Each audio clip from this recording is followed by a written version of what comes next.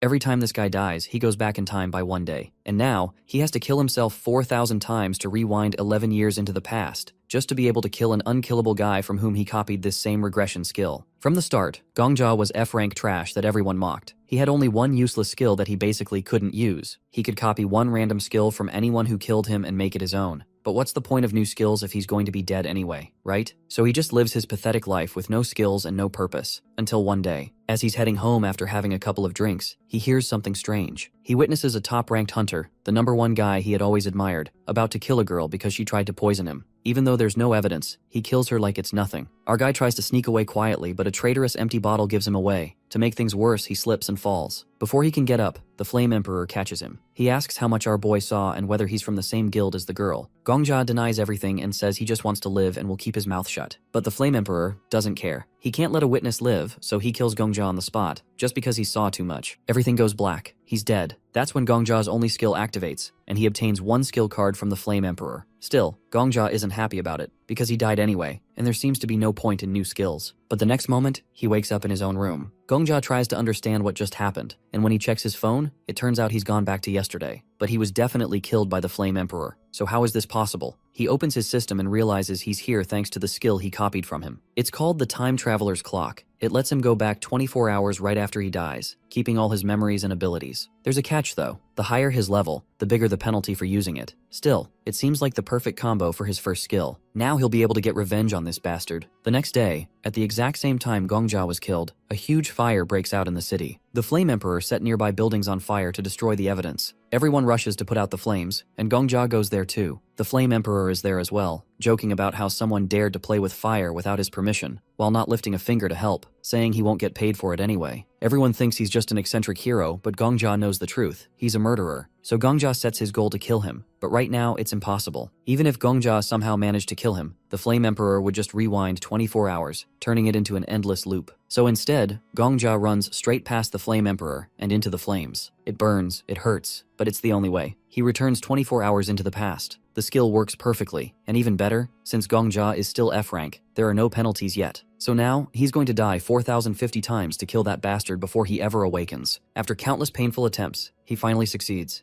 He somehow remained in the same building for 11 years and with the same knife, and finally reached the point where he could meet the Flame Emperor before he ever becomes the unstoppable killer everyone fears. Our hero lies on the floor with his mind all over the place. He gets up and sees that his plan actually worked. There are no annoying posters of the Flame Emperor on his wall anymore, and no posters of him anywhere in the city even. Apparently, he died 30 times more than he's supposed to, and he feels kinda traumatized by that. He sets off immediately to start his mission. Our hero gets to the Flame Emperor's house when he is just a regular F-rank hunter, frustrated with his life. He remembers the Emperor's complaints about having to deal with slimes, hating every minute of it, but not being able to escape. It wasn't just the slimes he hated, it was his whole boring life. He watches the Emperor deal with his daily grind, getting real pissed off while killing slimes. He stands back with his knife, waiting for the moment when the Emperor, tired of the slimes, starts looking for something bigger. When a slime attacks, Gongja cuts it down quickly. He doesn't care much about it, it's just another thing to deal with. The Emperor, still hunting, doesn't realize the danger that's coming. Over at the 6th floor of the hunting zone, the Flame Emperor stands there with his weapon, and Gongja shows up, covered in fake blood from a fight with wolves, which is actually just a story he made up. He asks for a potion to heal, but the Flame Emperor asks for a lot of gold. Gongja gives him 20 gold, but the dude laughs at him, calling him poor. Gongja then gives him 40 gold, but the dumbass Emperor still wants more, trying to see how desperate Gongja really is. Gongja, pretending to be in worse shape than he is, hides the pain. Sensing Gongja's weakness, the Emperor decides to take advantage of him. He grabs Gongja's wallet, counting the gold inside. Gongja knows this is exactly how he really is, but he knows this is just the start. The confrontation gets heated when the Candle Flame Emperor gets ready to attack, but our hero kicks him where it hurts. The Flame Emperor falls over and our boy takes his shot, stabbing him with his knife. He falls with blood spilling everywhere, and our hero stands over him, looking down at his lifeless body and thinking about everything that led to this moment. Killing the Emperor doesn't bring him the joy he expected. After the Emperor's death, a pack of wolves pulls up to the location. They circle him, but he doesn't even care. He doesn't need to fight them, as he's already won the battle that mattered. He walks away, letting the wolves tear the Flame Emperor's body apart. He heads to a hidden spot where he has supplies and digs into the ground, pulling out a briefcase with some stuff in it. He changes out of his bloody clothes into a fresh black sweater and gets ready to teleport to another place. In the city, Gongja walks through the streets unnoticed. He passes a guard in shiny armor but doesn't stop to chat. Later, he's in a bar, drinking away his life essence to forget about everything he's just done. The news on a screen talks about failed attempts to clear the 10th floor of the hunting zone. Even though Gongja is ranked first, he doesn't care. The other failures don't matter. His win over the Flame Emperor is enough for him, even if it's just for a moment. As Gongja keeps drinking, this mysterious old dude walks into the bar. He immediately gets everyone's attention and orders for milk, vodka, and honey, and everyone in the bar whispers, unsure of who he is, but recognizing that he's someone important. Our hero looks at the TV and realizes that he's the famous Sword Saint, and everyone starts to catch on slowly. A newspaper shows a picture of the Sword Saint. People used to talk about him all the time, but after disappearing for 11 years, everyone forgot. He used to be the top hunter, but then the Flame Emperor came along. A man stands in the room fixing his tie. Gongja takes a sip of his yellow drink, watching the old man. This guy's got S-level skills, but unlike the Flame Emperor, he's not all showy. His skills are all about fighting and attacking. Gongja thinks about which skills he can copy, including the Sword Saint's, who's right in front of him. Gongja looks at his phone, confused. There's nothing useful about the man. It's really weird for real. The Sword Saint's got no public presence at all, unlike the Flame Emperor, who was always in the spotlight. Gongja thinks it would be way easier if this guy liked attention too. Suddenly, the Sword Saint yells, making Gongja jump. The old man says something about someone not being quiet enough, and Gongja just watches in silence. The old man says all the top hunters are a little weird, and Gongja wonders if they're all like that. Gongja gets a notification on his phone. It's something he definitely shouldn't mention to the Sword Saint. He reads about some bandits causing trouble in the 9th floor hunting grounds. The Sword Saint had heard about this before, but didn't react the way the bandits expected. Instead, when one of them tried to mess with him, the Sword Saint wiped his sword and mocked them, saying he'd never heard of their rule about avoiding fights. One bandit tried to say the Sword Saint was too rich to care about rules, but he didn't finish the sentence because the Sword Saint killed him right there. Gongja reads it, surprised. This guy really lives up to his reputation. Gongja focuses on the details, especially the warning not to mention the bandit's family to the Sword Saint. It's clearly a touchy subject, and Gongja's even more curious now. He watches the old man sit down and order a drink, talking to himself. Gongja realizes this guy is unpredictable. As the Sword Saint gets ready to leave, Gongja follows him. The old man walks out, and Gongja quickly leaves the building behind him. The people inside seem relieved the Sword Saint is gone, and some say they don't like him. Gongja smiles and leaves money for the bartender, who thanks him and says he's welcome to come back anytime. Out on the street, Gongja's confused. He thought he was following the old man, but now the Sword Saint's gone. He looks around and eventually spots a man in a blue suit and hat. Yup, it's the Sword Saint. Gongja follows him through the crowd, noticing how the old man stands out. Gongja wonders what kind of skill the Sword Saint has, if it's a fighting skill or something else. Gongja feels that if he can figure out the old man's skill, it might become his own. Suddenly, Gongja feels some kind of danger vibe. The Sword Saint notices him, and Gongja realizes he's been caught. The old man tells him to come out, and Gongja, a bit nervous, steps out from behind a tree. The Sword Saint leans on his sword, and Gongja feels a chill down his spine. There are no witnesses here. Gongja asks the old man for something, though it's not clear what he means. He realizes his request sounds weird, but he asks anyway. He doesn't have weapons, just his knife, and his heart's racing as the old man watches him carefully. The Sword Saint seems to think Gongja's pretending to be someone he's not. Gongja, still confused, apologizes and tries to explain he's not what the old man thinks. The Sword Saint, agitated, assumes Gongja must be a high-level assassin, trying to trick him. Gongja tries to convince him that he's just a regular guy, but the Sword Saint isn't buying it. The old man draws his sword and shows Gongja a reflection of himself in it. He tells Gongja to shut up, his face serious. Gongja, still not understanding, realizes things are getting serious. The Sword Saint warns him that he can tell when someone's lying, and Gongja's lie is obvious. The old man talks about the 4091 people Gongja's killed, which is shown by the red number above his head. Gongja thinks back to all the lives he's taken, including his own deaths, since he's killed himself 4090 times to reset things. The Sword Saint is furious, seeing Gongja as a demon who's killed without mercy. Gongja, standing there, terrified, tries to explain that he only killed the Flame Emperor. Gongja, realizing there's no way out, bolts, but the Sword Saint's right on his tail. Gongja barely dodges, but then he trips on something and falls straight into the ground. He just lies there, too tired to move. He knows it's over, and Sword Saint stands over him, raises his sword, and finishes the job. Or at least that's what Gongja expects. But nothing happens. Instead, Sword Saint suddenly tells someone to shut up. Gongja, still on the ground, looks up, confused. The old man is talking, but not to him. He's arguing with someone only he can hear. From the way he's talking, it sounds like this person is telling him not to kill Gongja yet, to keep him alive and ask him some questions instead. Our suicidal protagonist has absolutely no idea what's going on. Sword Saint sounds too normal for this to be some random crazy schizophrenic episode. Then he realizes that the old man must be using some kind of skill to talk to someone else. Maybe telepathy? That's when Gongja freaks out. Because if Sword Saint is telling people about him, that means others now know about the number floating above his head. They know about the 4091 kills, and if the Hunters Department finds out, he's done for. He He can't hide. Every big shot hunter, every top guild, they'll all come for him. And when they catch him, probably a very public and very painful execution. His only way out is to die again, reset time, and pretend none of this ever happened. He needs to make the old man mad enough to kill him fast, so he calls Sword Saint an old man and says something about passing his greetings to his grandkids. A literal death wish. That gets the old guy's attention real fast. Gongja, still talking, mentions noble families, and how the bigger they are, the more bandits they attract. He brings up all the recent trouble in the news, adding that the old man's grandkids must be something special, considering their bloodline. Sword Saint gets real mad, and before Gongja could even say anything else, Sword Saint swings his sword in light speed. For a second, our boy is flying through the air, and for some reason, the moon looks upside down. Then he sees his own body, his rather headless body. He expected to feel pain, but there's nothing, just a weird and kinda good floating feeling. Well, at least it was quick. That sword was so fast he didn't even notice it happen. He would love to have that kind of skill. Then finally, he appears in the game lobby, and the system pops up, telling him that the skill condition has been met. That means he can copy it. This was the plan all along. He'll grab an S-rank combat skill, come back stronger, and be unstoppable. He looks at the choices, but there's no golden card. This has to be a joke. He just died for this. He stares at the choices, feeling like he just got scammed. It makes absolutely no sense, as the Sword Saint was the best fighter. He had to have an S-class skill. But then he realizes the old man made it to the top without any S-class skills. His power wasn't from some overpowered ability. It was just him. What a waste of time. Still, he doesn't have a choice. Most of the silver cards look terrible, but 4 seem okay. He picks one and hopes for the best. The system confirms it, and he reluctantly accepts it as he gets respawned. Then he hears something. He turns and sees a red-haired man right beside him. The big muscular guy nearby thought Sword Saint had just appeared out of thin air next to him. He told Sword Saint to keep quiet so he could continue his late-night training without any interruptions, leaving our boy hella confused. Our hero asks the guy who he is. The red-haired dude looks completely surprised. He turns around and asks if Gongja can actually see him. Gongja says, and then he asks if he could hear him too. When Gongja says yes again, the dude sits down right in front of him, talking about how this is weird and shouldn't even be possible. But then the red-haired guy jumps up and starts demanding to know where they are and why the place feels as cramped as a doghouse. Out of nowhere, he asks about the old man's location. Gongja, confused, asks if he means the famous Sword Saint. The red-haired guy tells him yes, calling him an amateur. Gongja stands there surprised, wondering if the legendary Sword Saint is really just some amateur in this guy's eyes. He quickly checks out the red-haired guy's skill description and realizes this dude isn't from this world. He's basically a ghost. So he straight up asks if he is the ghost tied to Sword Saint's back. The ghost turns to him and confirms it.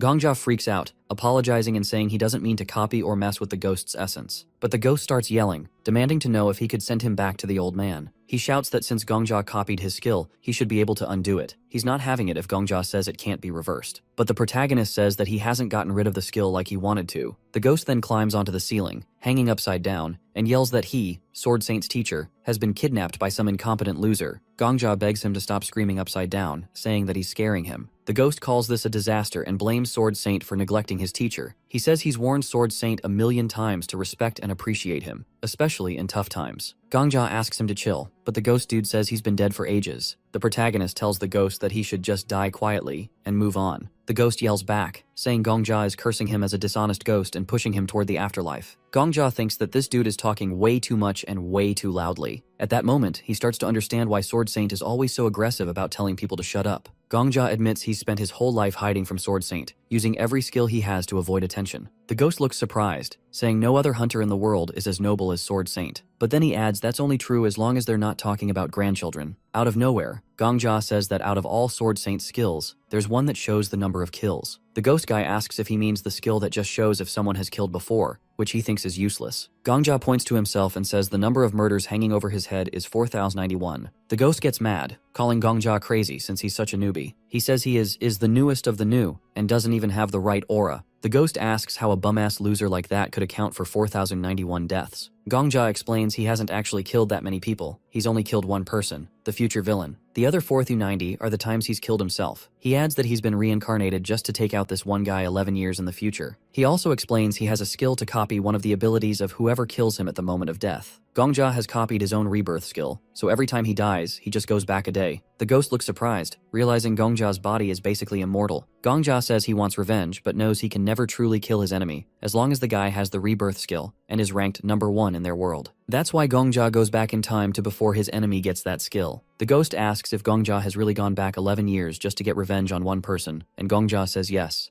The ghost can't believe Gongja has killed himself over and over to go back that far. The two just sit there in awkward silence for a bit. Then the ghost asks him for his name and why he's copied Sword Saint's skill. He replies that Sword Saint is the top hunter of their time, and it's better to copy strong people's skills to get stronger fast. The ghost gets suspicious and says that Gongja's answer makes it sound like the skill card says no one but he would notice the ghost's presence, meaning it's supposed to be a secret, and Gongja agrees. Suddenly the ghost tells Gongja to stand up. He starts flying around him, checking him out. He says Gongja is stubborn, has a decent body, and really wants to improve himself. Then the ghost flies right up to Gongja and tells him to show how he catches monsters. A while later, they're in a forest facing some monsters. Gongja asks if catching a couple is enough, and the ghost agrees. Gongja pulls out his knife and swings at a slug-like monster. The slug flies at him, wrapping around his body, but Gongja stays calm and stabs it a few times, killing it. The ghost wipes slime off his face and says he expected that. Gongja asks what he means, and the ghost starts talking about his past life. He says he was once the best swordsman in another world, where a huge tower appeared, and he climbed it faster than anyone else. Gongja remembers the legend of the Flame Emperor reaching the 40th floor, with maps even showing a 99th floor, something crazy impressive. The ghost points at himself, saying achievements like that naturally caught the attention of experienced hunters like him. He says that's why he's interested in watching Gongja hunt. Our poor boy says it all seems pointless since he has no potential, and the ghost says that's nonsense, as he actually has incredible potential. Gongja can't believe it. He asks if the ghost is joking. The ghost says no, and then he explains that Gongja has no talent for martial arts. His moves are clumsy, his body isn't suited for it,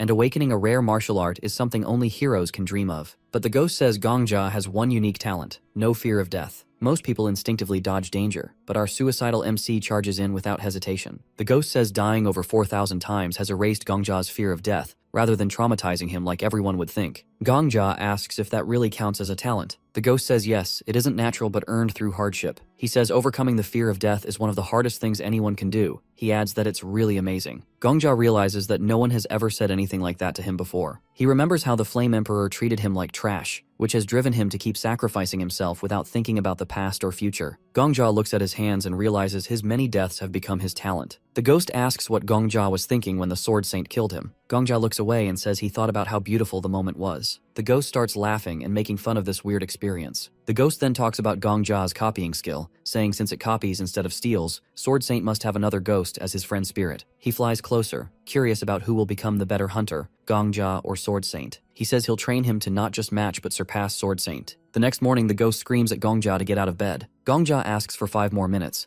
but the ghost yells that Sword Saint might already be taking over the 10th floor while Gongja is still sleeping. Gongja covers his ears with a pillow. The ghost threatens to sing a song from his homeland, saying one verse once made 33 soldiers' heads explode. Gongja checks his phone and sees it's 4 a.m. The ghost says even bugs are up by now, and since Gongja is weaker than a bug, he needs to wake up earlier. Gongja says the ghost is only waking him because ghosts don't sleep and he's bored. The ghost calls Gongja a zombie who can't even die right. Gongja finally gets up annoyed. 3 days pass. Gongja trains hard, copying Sword Saint's skills and staying away from Sword Saint. The ghost makes fun of Gongja's talent, calling it an abyss, but Gongja sticks to the training plan the ghost made. The ghost says Gongja needs extra classes and tells him to win the lottery to pay for them. Gongja goes to the Merchants Association, the only place in Babylon where they sell lottery tickets. The guild is run by a hunter called the Countess, who has a special skill to trade tower items with the outside world. She controls the tower's economy. Gongja hands over his lottery ticket. The clerk checks it and announces that Gongja won first place. The ghost makes fun of the clerk's cat-eared hat, saying the guild leader must be weird. Gongja stays calm because he knows the ticket is from last week. The clerk calls Arthur Taylor, also known as the caretaker of gold. Arthur is a big deal in the guild and takes Gongja to the top floor, a place usually only for important people. Gongja feels special for once. In the VIP room, Gongja sees his prize, 53,000 gold coins. That's like 5.2 billion in his country's money. Our boy is beyond surprised now. The ghost warns him it's dangerous to carry that much money, so Gongja decides to leave it in the guild safe. He asks Arthur to find him a place to stay in the Merchants Association, and tells him to keep his name secret if the media asks about the winner. Arthur agrees but looks a little annoyed. The ghost says Gongja is thinking smart for once. He points out that guilds give protection and support, something the Flame Emperor ignored,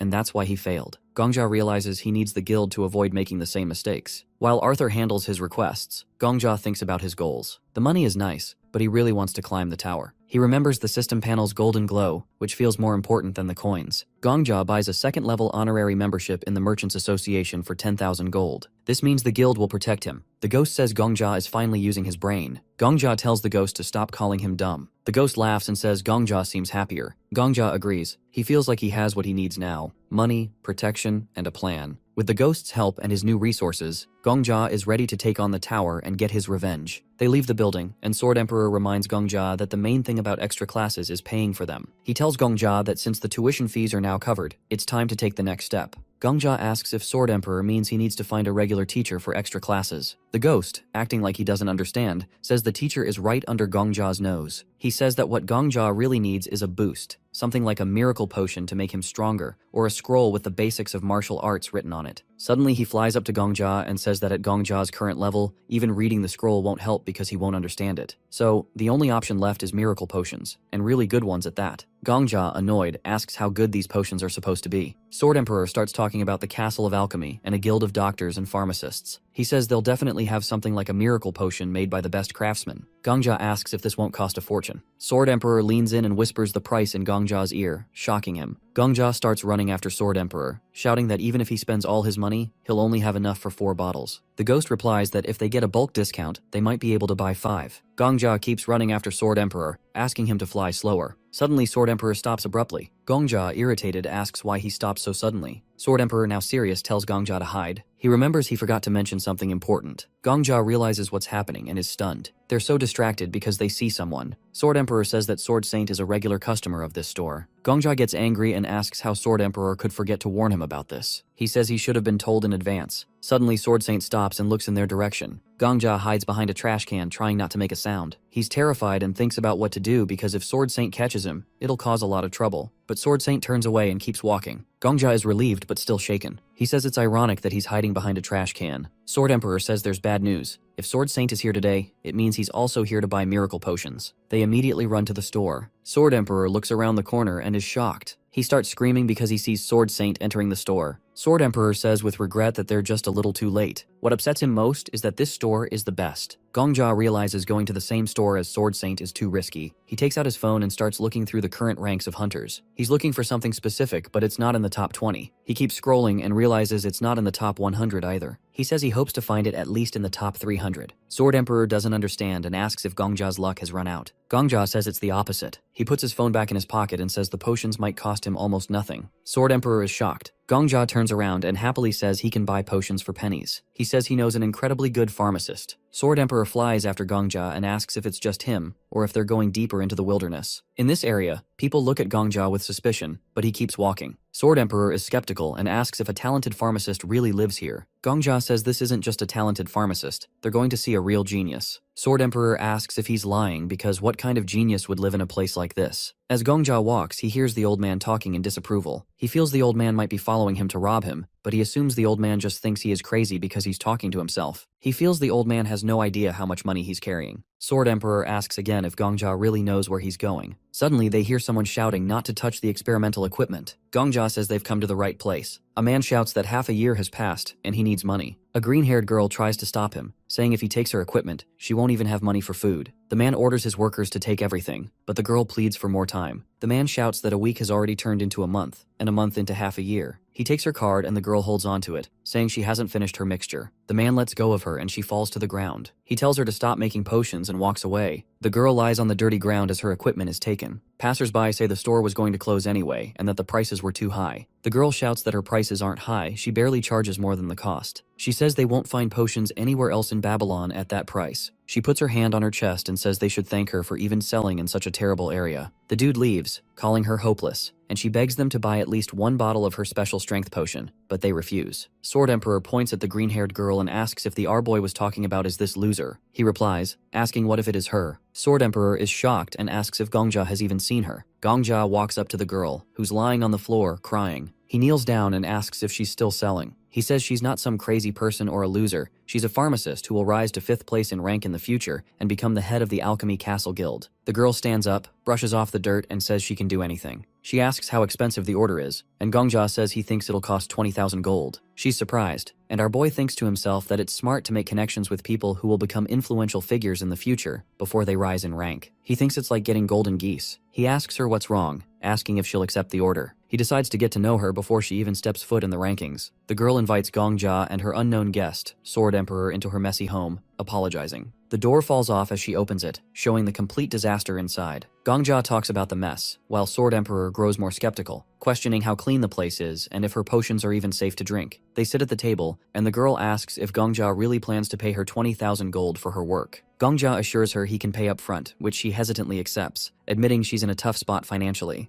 Gongja realizes how desperate she is and tells her to take what she needs from his safe, promising to let the Traders Association know. But he warns her not to take more than 20,000 gold since his funds aren't endless. The girl, relieved, gets ready to take his order but makes it clear she'll never make drugs. It's the one line she won't cross. Gongja assures her he's not looking for anything illegal. Sword Emperor, still unimpressed by her appearance, starts listing off a complicated recipe for Gongja. It includes 23 rare ingredients, like the eyes of a balloon cat and the scalp of a giant sandworm. The girl is surprised and recognizes the recipe as something that requires insane skill to make, since all the ingredients have to be infused at the same time without being refined separately. Sword Emperor confirms her assessment, seeming a little impressed by her knowledge. Gongja, seeing how skilled she is, smiles, feeling confident in her abilities. When Gongja asks how long she'll need to make the potion, she says 4 days, but adds she could work faster with better equipment. Gongja, remembering her future reputation, agrees to the timeline. As they leave, Sword Emperor expresses doubts about whether she's reliable, but Gongja defends her, saying she'll become a master alchemist within 10 years. Sword Emperor, offended, brushes off her potential, saying she might just take the money and run. 4 days later, the girl delivers 30 bottles of the potion, way more than expected. Gongja calculates it'll last him 30 days and notes it's 15 times stronger than store-bought versions. Sword Emperor, embarrassed, asks how Gongja knew she'd come through. Gongja explains he trusted her because she seemed genuinely kind and talented. He remembers her bravery during a city fire and her dislike for the Flame Emperor, realizing she's a rare genius. Gongja offers her a partnership, hoping to build a better future with her help. The girl agrees and promises to prioritize his orders. The next day, Gongja gets ready to hunt on the 3rd floor, knowing it won't be easy. Sword Emperor tells him to drink the potion first. Gongja drinks it, noticing it tastes like mild lemon and honey. Almost immediately, he feels a sharp pain in his chest and starts sweating like crazy. Sword Emperor explains the potion is working, heightening Gongja's awareness of his aura, the energy all hunters have inside them.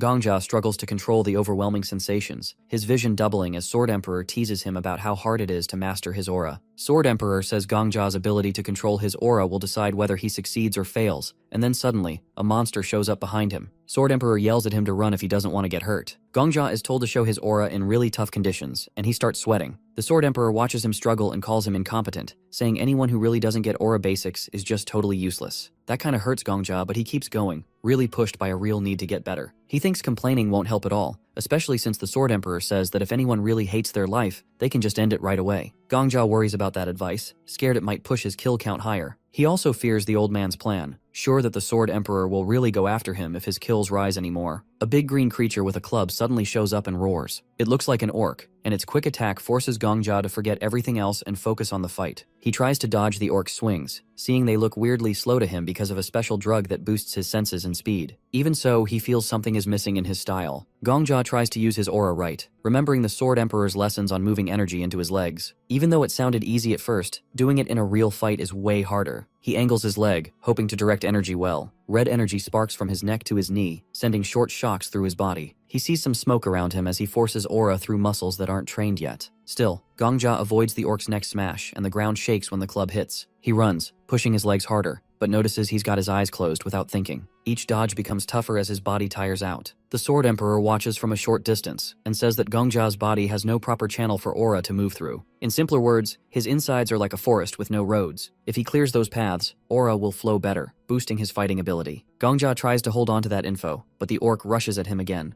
At least he can feel the aura now, and he thanks the special potion he took. Normally newbies need way more time to sense aura, but the potion speeds it up. The orc swings its club, and Gongja moves at the last moment, letting the weapon crash into the ground. He remembers the Sword Emperor's tip that these weaker creatures often have simple patterns, so you can see their moves coming. Next, he recalls, is about pooling aura in his legs for a burst of speed. Though it seems simple, Gongja feels pain each time he tries to push aura through his limbs. He remembers how the Sword Saint once chopped off his head before he even knew what happened. That memory shows him how far behind he is in aura skill. But he also remembers he's basically immortal, coming back to life each time, giving him a strange chance to get stronger. Not wanting to stop, Gongja stays focused. The orc swings down again, and he ducks, forcing aura into his legs. A dim red circle forms around him as he builds up the courage to hit back. The Sword Emperor watches quietly, wondering how far Gongja will go. Gongja pulls a small green knife from behind his back and he charges at the orc. Orcs have tough skin, but he still rams his blade into the creature's neck, with red sparks dancing over the spot. Straining to keep control, he recalls the Sword Emperor's advice about pushing aura into the tip of his weapon for more damage. Gongja's body still lacks a proper channel, so it hurts a lot. But he keeps going, eager to beat the monster. The orc growls, but Gongja lands a second stab right into its eye. The orc falls, leaving our boy panting and shaky. The Sword Emperor walks over, checking how much this fight wore Gongja out. He feels like he might pass out from using too much aura. His eyes water from the pain, and he silently curses how rough this training is. The old man gives him some credit for being crafty, but also points out that Gongja's aura use is far from good. Gongja sinks against the dead orc, still feeling messed up. The Sword Emperor says that if Gongja is feeling that bad, he can just die and come back, since he's guaranteed to revive. Normally, the old man wouldn't say something so wild, but Gongja's weird power makes it possible. Gongja refuses at first, thinking any death might affect his kill count or set off other problems. But the Sword Emperor talks about a way to avoid increasing that number. He sets up a plan so that Gongja's next death won't hurt his tally. Before Gongja can argue, another orc appears. It swings at him, and Gongja, already tired, fails to dodge. He feels a painful hit, then everything goes dark. A death notice flashes in his sight. Suddenly, he's back in the strange blank space he sees whenever he dies. He sees the usual note telling him he returned to a time 24 hours earlier. He remembers stuff from training with the Flame Emperor and Sword Saint, and then he notices a new skill message. It says he just unlocked the condition to copy a new skill, this time from the orc, and it looks pretty strong. Gongja and the Sword Emperor stare at that notification with so much surprise. They both realize this new skill is super OP and could change everything. Gongja stands in front of the system message, feeling kinda confused as to why the tower was being so generous. The Sword Emperor gets angry that a beginner can receive such strong rewards. He doesn't understand why this tower would hand out god-level or near-god-level powers to a new guy while ignoring the skill of someone as strong as him. Even though the Sword Emperor is upset, our MC with many death wishes focuses on the row of skill cards floating in the air and grabs one without thinking, since he has no idea which one is better. Sword Emperor asks him why he's picking that one and why he isn't going for something better. Gongja just says he only sees the back of the cards, so he can't guess which might be worth more. The Sword Emperor explains that he can see the front of the cards from where he is. Because he's a spirit without a real body, he can fly around and read the skill details. Gongja's eyes light up when he hears this. If the Sword Emperor sees the front, then he can warn Gongja about useless skills and point out anything that might actually help. Gongja is eager for that info. The Sword Emperor agrees but says he will read each card's description only once, so Gongja needs to listen closely. The Sword Emperor says the first card has a picture of a volcano erupting and two orcs holding hands. It shows orcs wandering a harsh land, supposedly making lots of babies to deal with tough problems. The skill text talks about fast orc reproduction. It's called Blessing of Reproduction, labeled F rank. There is some small benefit, but it also makes the user feel hot all year, which sounds bad. The second card has orcs dressed like hip-hop fans who speak in a silly slang, using chick or chiik at the end of what they say. The skill is named Chi-ik Chick, also F rank. Gongja thinks both skills sound awful. The Sword Emperor jokes that Gongja might have taken Chi-ik Chick by mistake if no one stopped him. Gongja doesn't see how Blessing of Reproduction is any better. Both are F rank, and neither seems good for fighting. The Sword Emperor points out that if Gongja really wants a bit of orc power at least once, Chi-ik Chick might be sort of fun. So Gongja decides Chi-ik Chick is a bit less bad. Right before the Sword Emperor finishes talking, Gongja picks the Chi-ik Chick skill. The system blares that the skill is copied. The Sword Emperor gets furious, calling Gongja a fool for missing a deeper plan. But Gongja has already locked in his choice. Next, Gongja wakes up on a bed in a safe place. A blue screen shows his rank and says there's no penalty for getting Chi-ik Chick. The Sword Emperor holds his head, really upset about what he thinks is a huge lost chance. Gongja doesn't care and notices how comfy the bed is. He figures this is normal for the merchant group that runs the tower's rooms, and he kinda feels calm after all the rough training. The Sword Emperor complains that Gongja is too soft, but Gongja ignores him and says they should go hunting again. Gongja doesn't listen to advice about regular training. He says they're heading to the third floor hunting grounds. The Sword Emperor tries to explain that 6 months of deep meditation is the right way to build strong aura paths and avoid the injuries Gongja suffered. Gongja says he can't wait that long. He reminds the Sword Emperor about his special resurrection power, which lets him die over and over without any lasting penalty. The Sword Emperor thinks careful training will get the same results, but Gongja wants to face monsters and push his aura skills in real fights. They reach the third floor, which is a forest filled with orcs. Gongja sees an orc with an axe. The Sword Emperor guesses Gongja might change his mind and do some meditation, but Gongja pulls out his dagger, looking ready to fight. A small spark of aura shows around him. He looks at the orc and notices again that its moves seem slow to him. He decides to try out Chi-ik Chick, so he speaks like an orc, saying something like Chwick. The orc is startled and lowers its guard for a moment, confused why a person is talking in orc style. Gongja takes that second to rush in, aura flashing around his dagger, and slices the orc's neck. Green blood sprays out, and the orc drops before it can even fight back. The Sword Emperor scolds Gongja, saying it's not honorable to trick an orc with random words. He adds that orcs, even though they act wild, still have their own ways of living, and they could see Gongja's orc speak as some kind of trick. Gongja just ignores the complaint and basically makes fun of both the orc's speech and the Sword Emperor's anger. The Sword Emperor stomps his foot, angry that the tower handed Gongja such an easy skill to fool enemies. Gongja says it doesn't matter, because the new skill worked and gave him a fast kill. 1 week later, Gongja stands before the Goblin King, the boss of the 5th floor hunting grounds. He activates his skill and jumps forward, speaking in the special goblin language. The Goblin King looks surprised that a human can speak the royal goblin lingo. Gongja stabs the monster's neck, sending green blood flying. He pulls out his dagger and thinks this goblin is the strongest enemy he has seen all week. He closes his eyes for a moment and hopes the goblin's soul finds peace. Sword Emperor says that he's being too dramatic, but Gongja says he spent 6 coins, meaning 6 deaths to beat this foe. He believes 1 coin means 1 life, so he can do what he wants. Sword Emperor taps Gongja's head and says it is nothing special, but Gongja disagrees. He points to his new goblin speaking skill card at level F, earned at the cost of many coins. Sword Emperor says goblins are not much different from humans, but Gongja looks at a black and white ball by his hand that shows his new power, but Sword Emperor calls it unimportant. A system alert says Gongja's strength grows. Both he and Sword Emperor see a bright light. Red sparks float around him, and the system says his level goes up. He feels a lot happy that his skill slot is bigger now. He looks at his hands and thinks about his higher rank. Another system notification praises him. Sword Emperor wonders if the red sparks mean blood or fire. Gongja thinks they come from leveling up,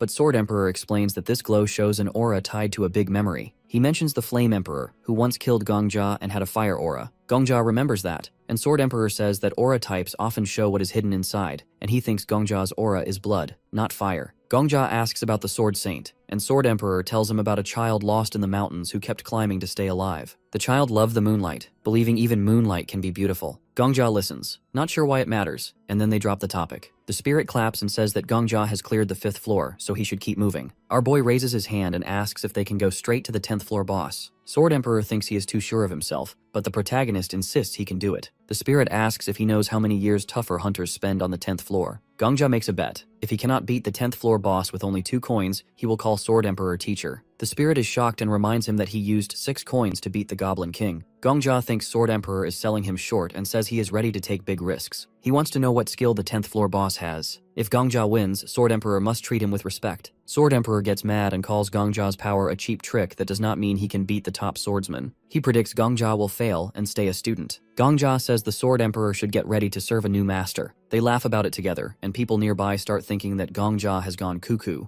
Later on, a knight stands at the entrance to the 10th floor. He says Gongja cannot go alone because even a group from the Black Dragon Guild has failed. Gongja sees no problem and points out that any willing hunter can try. The knight worries he will be blamed if Gongja dies. Sword Emperor thinks Gongja should just knock the knight aside, but instead, he takes another route and tells the guard he understands his fear. Then he says he wants to die, which surprises both the knight and Sword Emperor. He explains that he lost his partner a year ago and also learned he has a deadly disease, so he does not have much time. Instead of waiting in a hospital, he plans to fight monsters until he dies. He offers all his money, meant for treatment, and asks the knight to let him through without writing down his name. The knight, moved by his story, finally agrees. When the gate opens, Gongja goes through with Sword Emperor. They reach the 10th floor, once cleared by the Flame Emperor. Gongja wants to beat that record. He walks to a door and steps inside, aiming to do something greater than the Flame Emperor did. The room is filled with creepy dolls that's got shining eyes in different colors. The dolls ask to play with them, and they picked hide and seek. Gongja and Sword Emperor get ready, and a system message says he has entered the boss stage. He agrees to join the game, and another message pops up, wishing him luck. Black Dragon Guild has always been the top guild ever since the tower opened. However, today the guild faces its 30th loss in the purge. Paparazzi crowd around, taking pictures and asking her why they failed. This hot purple-haired chick holds up a device and says their skills were fine, but their luck was bad. Flame Emperor stands all cocky as fireworks light up behind him. Apparently, he's got the 10th floor stage cleared. He says luck counts as a skill too and calls them pushovers. Later, people call this interview the pushover declaration. Everyone wonders why only he managed to beat the 10th floor. Back to our suicidal protagonist in the burning building full of dolls. These dolls belong to Hellfire Maiden, the 10th floor boss. The way to beat this floor is simple. The true doll is hidden somewhere in this estate. Destroying that real doll is the goal. These flames aren't ordinary flames, they're aura-based hellfire. Even with aura, the protagonist only has 10 minutes to stay alive. People with fire-type aura don't get burned, which is why the Flame Emperor did it easy peasy. Gongja creates a shield around himself to fend off the flames. Flame Emperor tells him that he's been living off his luck, but the protagonist disagrees, saying that he's having it pretty rough right now with these flames. Flame Emperor tells him that his time is almost up.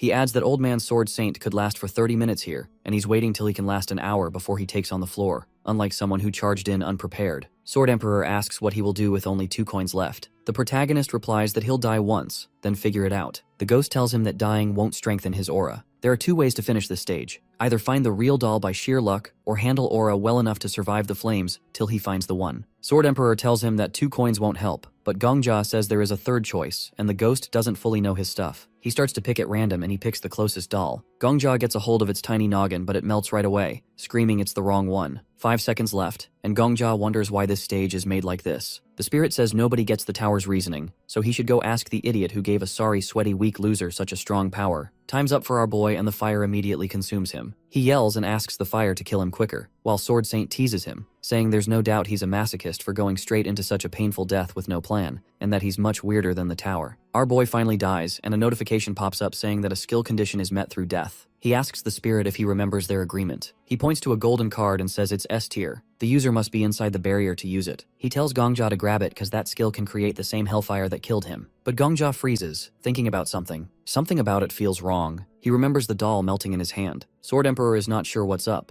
and Gongja asks him to read the other skills. The spirit does so, naming some real interesting stuff. Gongja looks surprised, and makes his decision to pick the silver card against the ghost's will. The ghost tries to make him pick the golden card, but Gongja refuses, saying that the card is what he's looking for. He realizes something is off. Among thousands of dolls, one is the real deal. That real doll organizes things, has a fire aura so it doesn't burn. But then, why don't the fake dolls burn either? A notification pops up that the skill grants immunity to fire for whatever living being or object he chooses. However, damage from water and ice type attacks increase by 300%. He receives the power and starts to go back 24 hours like he's supposed to. But just as he was celebrating and asking Sword Saint to call him sir, a penalty notice appears. It says his penalty is to relive the trauma of the enemy who killed him. The penalty level is low, and Gongja doesn't understand, but the penalty starts anyway, recreating Hellfire Maiden's pain. Over somewhere else, a hungry girl goes to a man asking for bread, even if it's just scraps. He mocks them, calls them beggars, then slams the door in her face. She keeps going from house to house, but everyone turns her away with excuses. A distant person says he wants some people to carry these orphans away forever, treating them like they are dirty pests. Afterwards, she bumps hard into another random guy. She says sorry. Rather than tease her, he simply puts a hand on her head and asks if she has any parents. Seeing her hunger and pain, he says he is a doctor, brings her to his home, and also says more kids really wait there to have fun with her. When they get there, the gate closes, and he locks her in a cage. The girl, scared and hungry, wonders if she can leave. The man looks at her and calls her an animal. He says orphans should be treated like farm animals because they do nothing for others. Holding a knife, he pulls her from the cage, saying he knows orphans well, calling them parasites who roam around. He says he is a guardian and a doctor who wants to clear out this place by getting rid of them once and for all. He cuts the girl's hair, saying this is how she must pay for her wrongs. Later, he stands before a bunch of followers and says the orphan's hunger causes all problems. One follower lifts a knife over a kid. The crazy man says he will save the world by giving up these kids to some higher power. The girl watches in horror while a boy gets stabbed. He makes just one last yell and then goes silent. After some time, the girl sits in a cage, asking herself why he takes her friends. She hears someone say they need more people for the next ceremony. She does not get why he causes so much hurt right now. Meanwhile, Gongja shows up in that same room. He feels shocked, asking if the Sword Emperor sees this too. The Sword Emperor says yes, but did not notice Gongja is here as well. Gongja holds his head, saying only their minds are here, so they can watch but cannot change a thing. The Sword Emperor gets angry, saying people like this exist. He wonders who else should pay for these awful acts. Gongja stands near the cage, trying to figure out if this is the 10th floor boss. He never thinks a person's sad story can turn into a monster. The Sword Emperor says not every monster is like this, but some bosses come from real events in other worlds. Things like heroes and other beings also come from far-off places, which happens more starting from floor 11. Gongja asks why this was never shared before, and the Sword Emperor says Gongja never asked. Plus, he has never seen the real source of a boss's birth before and only knows they came from another time. They watch the man drop a candle and fire spreads around the estate as people run to save their stuff. Gongja yells at them to rescue the kids in the basement, but nobody can see or hear him. The kids are stuck in cages, crying for help. The flames grow and they cannot get out. They only want food and some playtime with friends. This sad scene ends, and Gongja's mind snaps back to the present, like he just woke from a nightmare. The Sword Emperor tells Gongja they could not have done anything else. Gongja feels sick because of that cold reply and calls him heartless. The Sword Emperor says those kids died a long time ago in another world. If this took place inside the tower, maybe Gongja could have helped, but this was just an old memory. He tells Gongjia to find the doll acting as the boss and finish it, then go on.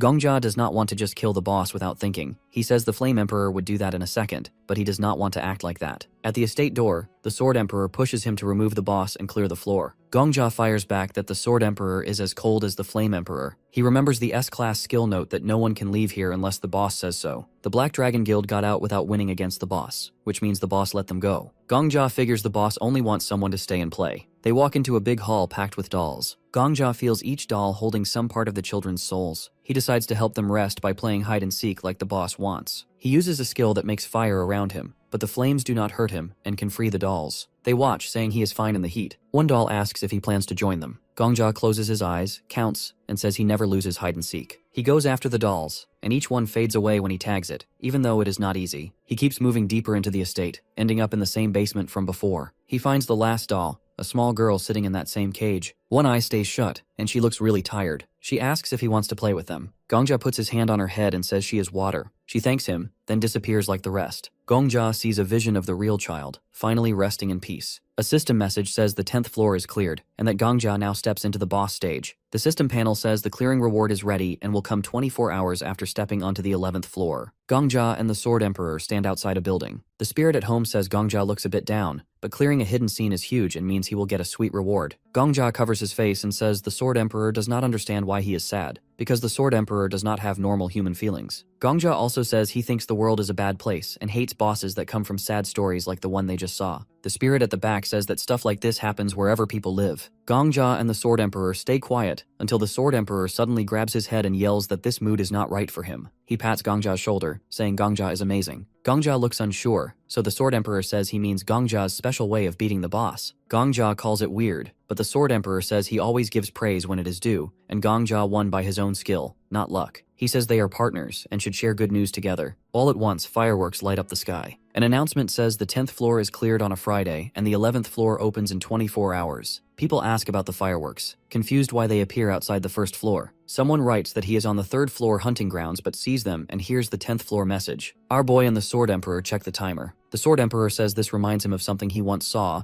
and the hero agrees, saying this is his second time seeing it. Gongjia looks at his phone. On a forum, people say it is not the Black Dragon Guild because their leaders are spotted in a cafe on the ground floor. Others bring up the Pantheon Guild, but apparently their priests and a so-called cult interrogator are busy, so it is not them. Some guess it might be Sword Saint, but someone shares a photo of Sword Saint drinking milk. Everyone is confused about who cleared the 10th floor. The spirit at home asks Gongjia how it feels to go from a small helper to the main star. Gongjia, staring at his phone, says he feels like he has everything he wants now. The spirit laughs and says that is not true. He only beat the 10th floor. Still, the spirit admits Gongjia is the closest anyone from his world has come to the top. Gongjia says he is still climbing and will reach the end. A man in armor suddenly runs over and asks if Gongjia did it. Gongjia acts dumb, so the man explains he means clearing the 10th floor. He shows his phone and points out that Gongjia is the only challenger today, and everyone up there is going wild. Gongjia taps him on the shoulder, asking what they would do if he really is the one. The man asks him for at least a name, but Gongjia reminds him he once gave the man 100 gold. The man begs for a nickname and Gongjia says he has none. The man stands there in shock as Gongjia walks off. The Sword Emperor praises Gongjia again, saying a person's name is special, so people will be hunting for Gongjia now. Our boy says he just remembered something. He says the Sword Emperor promised to call him Master if he beat the boss using only 2 coins. He yells that he did exactly that, finishing the 10th floor with 2 coins. The Sword Emperor looks upset, saying they are partners, putting his hands on Gongjia's shoulders. He says partners are equal, and a person who conquered 99 floors and one who takes on the 100th are on the same level. The protagonist ignores his fuss and asks to be moved to the first floor. He turns away and demands the Sword Emperor call him Master Gongjia forever. Later, Gongjia sits in a cafe where people talk about the 10th floor being cleared. He sips coffee and listens to music while they chat, not knowing he did it. He asks the Sword Emperor if this taste of winning is sweeter than his caramel macchiato. The Sword Emperor stays quiet, so Gongjia makes fun of him some more. The Sword Emperor tries to keep calm, but finally asks what Gongjia wants. Sword Emperor says Gongjia should pick a new skill and use it on Sword Saint, so he can go back to being Old Man Sword Saint.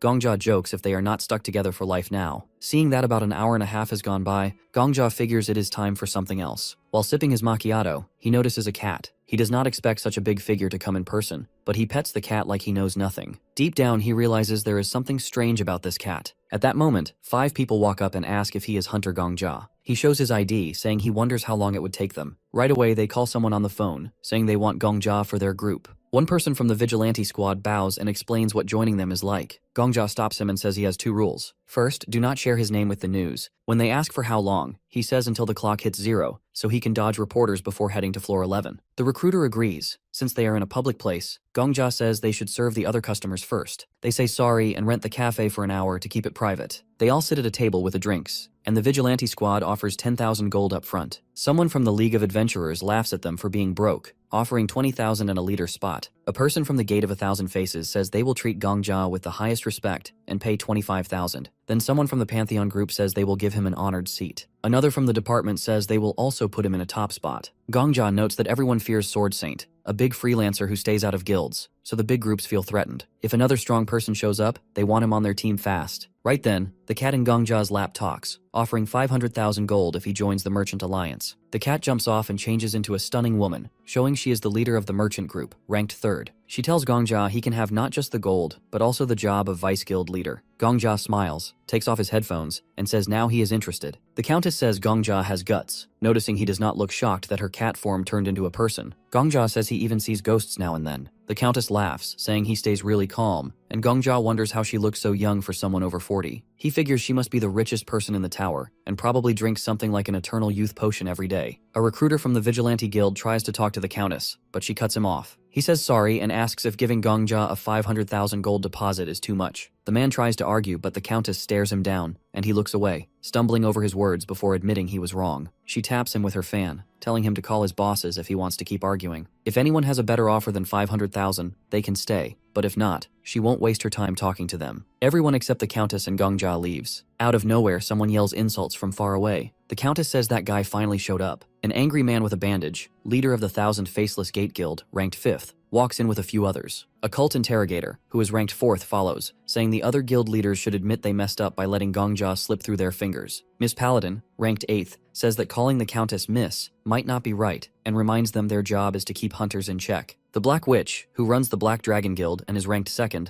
just stands there quietly. Gongjia cannot believe all the big names in the tower are now in one place. The countess says it has been a long time since they were all together, and remembers how they once worked as a team to clear the 2nd floor. Viper threatens her and says she is only good at throwing money around, calling her deal with Gongjia ridiculous. The cult interrogator raises a hand, saying they should order coffee first. He says it would be rude for guild leaders to come to a cafe and not buy anything. They start ordering drinks while Viper keeps complaining, saying the world is falling apart. The 10th floor was just cleared, and yet here they are, drinking coffee like it is the only thing keeping them alive. The cult interrogator ignores him and calmly orders, making Viper curse at him, calling him a crazy religious guy. The cashier looks confused but rings everything up. As they sit, someone finally remembers Gongjia is there and asks if he wants anything. He asks for a menu, saying he already had a macchiato, so he chooses hot chocolate. He sits down like he belongs there, knowing they are all here to pressure him into picking a guild. The Sword Emperor tells him not to stress. These people are just trying to scare him. Gongjia agrees and jokes that getting burned alive was worse than this. The Sword Emperor says that is exactly Gongjia's edge. He is not scared to take risks. Gongjia sarcastically thanks him and reminds him that he still owes him something. The Countess then mentions that Gongjia once won some lottery in her guild's world, saying this proves he has real luck and guts. She says those traits will take him far. Viper says that there is no way someone who just beat the 10th floor is a complete nobody. He says they should stop playing around and make a deal already. But the Black Witch says nothing is decided yet. Just because one guild looks weaker right now does not mean it is over for everyone. She asks Gongjia straight up which guild he is going to pick. She also says that if he refuses them all, they will have to prepare for a mess in the media. Gongjia asks what happens if he picks a guild, and she says that will start a crazy bidding war. She explains that clearing the 10th floor gives them a new way to prove the tower is still valuable to the outside world. More people might be drawn in, and different kinds of visitors could show up, keeping things exciting. She says curiosity is what keeps the tower running. Gongjia says the food shortage will probably get better too. The Black Witch agrees, saying it is getting harder to bring in enough supplies just from the 9th floor. The Countess adds that she trades with the outside world but needs more goods. The Black Witch says they need more adventurers beyond the 10th floor to gather useful stuff. But first, they need something big to get people's attention, a strong symbol of a new era. Gongjia realizes that in the past, the symbol of a new era was the Flame Emperor. He remembers that the Black Dragon Guild once tried something against him, but he does not know the details. He figures that whichever guild gets him will become the next big deal, while the others fall behind. Gongjia reaches into his pocket, saying he feels too awkward to just pick a guild straight up. He has another idea. He pulls out a deck of cards, shuffles them, and says he will join the guild of whoever wins at poker. If he wins though, he will join every guild here, but on equal terms. He will look like a member, but he will hold some power too.